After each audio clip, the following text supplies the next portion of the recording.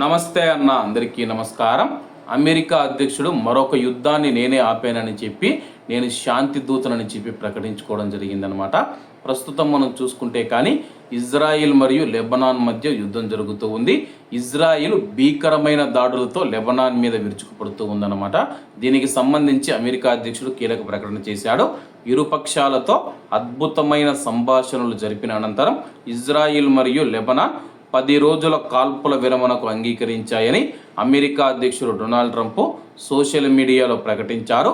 Truth సోషల్లో పెట్టిన ఒక పోస్టులో తాను లెబనీస్ అధ్యక్షుడు జోసెఫ్ ఔన్ మరియు ఇజ్రాయిల్ ప్రధానమంత్రి బెంజమిన్ నెతన్యాహుతో మాట్లాడినట్లు ట్రంప్ తెలిపారు.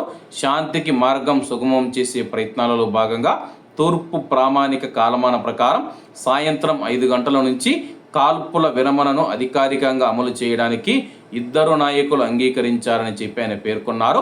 తమ దేశాల మధ్య శాంతిని సాధించేందుకు ఇద్దరు నాయకులు 10 రోజుల కాల్పుల విరమణకు ఇద్దరు నాయకులు అంగీకరించారని చెప్పేసి ట్రంప్ తెలిపారు. శాశ్వత పరిష్కారాన్ని సాధించేందుకు ఇరుపక్షాలు కలిసి పనిచేయాలని తాను అమెరికా ఉపాధ్యక్షుడు జేడీ వాన్స్ మరియు ఇతరులను ఆదేశించినట్లు కూడా ఆయన తెలిపారు. ఇజ్రాయిల్ మరియు ఇరాన్ మద్దతు కల హిజ్బుల్లా గ్రూపు మధ్య నెల రోజులకు పైగా కొనసాగుతూ ఉన్న యుద్ధం అనంతరం ఈ వారం ప్రారంభంలో వాషింగ్టన్లో లెబనాన్ మరియు ఇజ్రాయిల్ దశాబ్దాల తర్వాత తమ మొదటి ప్రత్యక్ష దౌత్య చర్చలు జరిపిన నేపథ్యంలో ఈ ప్రకటన వెలువడిందనమాట. లెబనాన్ ఇజ్రాయిల్ మధ్య మనం చూసుకుంటే 34 సంవత్సరాల తర్వాత ఒక సమావేశం అయితే జరుగుతూ ఉంది. అప్పటి వరకు మనం చూసుకుంటే కానీ ఈ యొక్క 34 ఏళ్లలో ఇజ్రాయిల్ లెబనాన్ మీద దాడులు చేయడం, లెబనాన్ ఇజ్రాయిల్ మీద దాడులు చేయడం ఇలా ఉందన్నమాట.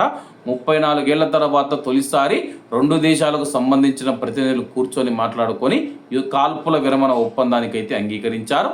కాబట్టి అందరూ బాగుండాలి, అందులో మనం ఉండాలి. అందరికీ నమస్తే అన్న, జై హింద్.